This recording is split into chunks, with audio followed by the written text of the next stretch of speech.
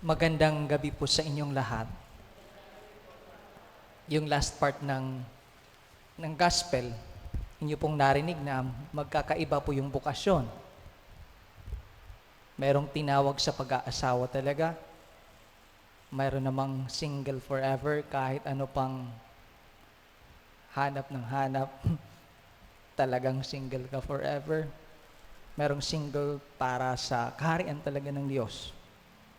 Magkakaiba po ang bukasyon, ngunit ang lahat ng bukasyon po ay daan patungo sa o para mapabanal ang buhay. Magkakaiba lang. Pero one goal, to make our lives holy. Ngayong araw, inyo pong narinig ang maganda to, ang original na design. Hindi yung fake, hindi yung gawa-gawa.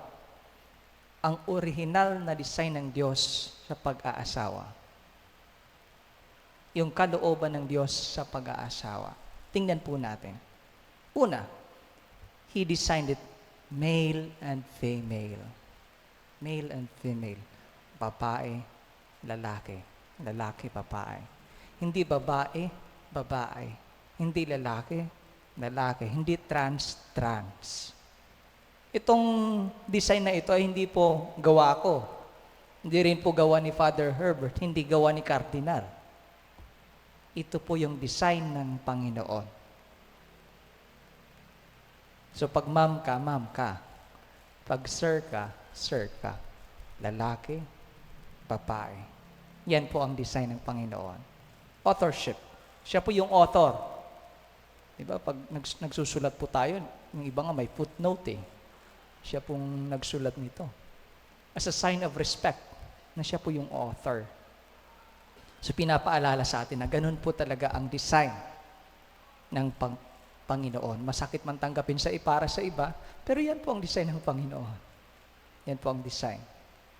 Secondly, they become one flesh. I think 2 days ago, nag-interview ako sa mga ikakasal para sa kasalang parokya. Nakakatawa yung isang in-interview ko. May anak na kasi sila.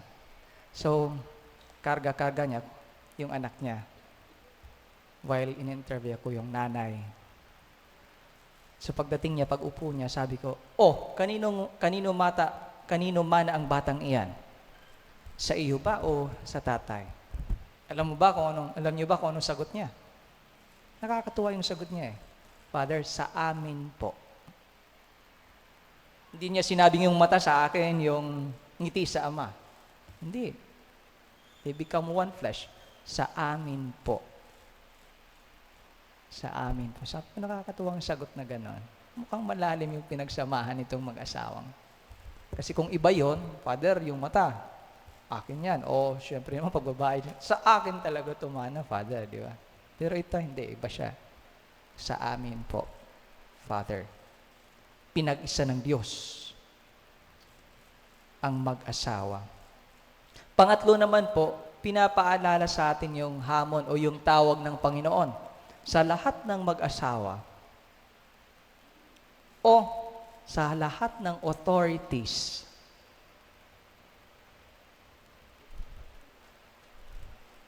Ang nagtayo po ng sakramentong ito ay ang Diyos.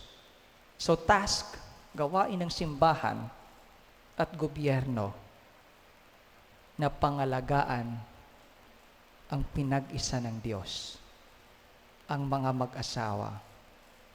Huwag paghiwalayin, sabi dito, di ba? Huwag paghiwalayin. Ang pangit kaya ng community na hiwa-hiwalay. Tingnan niyo yung effects. Kung sira ang mag-asawa, sira ang pamilya. Kung sira ang pamilya, sabi ng isang pare, sira ang lipunan. Diba? Chain effect yan eh. Pag sira ang mag-asawa, sira ang pamilya. Pag sira ang pamilya, sira ang lipunan. Ganun po yan. Ngayon, kapiyastahan po ni San Esteban at San Roque. San Roque ay healer. At dahil siya ay healer, in this Eucharistic celebration, we ask Him na sana pagalingin niya. We call on Him to heal yung mga mag-asawa, yung pamilya na nasira, at ang lipunan na nasira ng dahil sa pagkakahiwa-hiwalay. We call on Saint Rock, San Roque, na sana tulungan tayo. Tulungan ang mga mag-asawa. Tulungan ang pamilya at ang ating lipunan.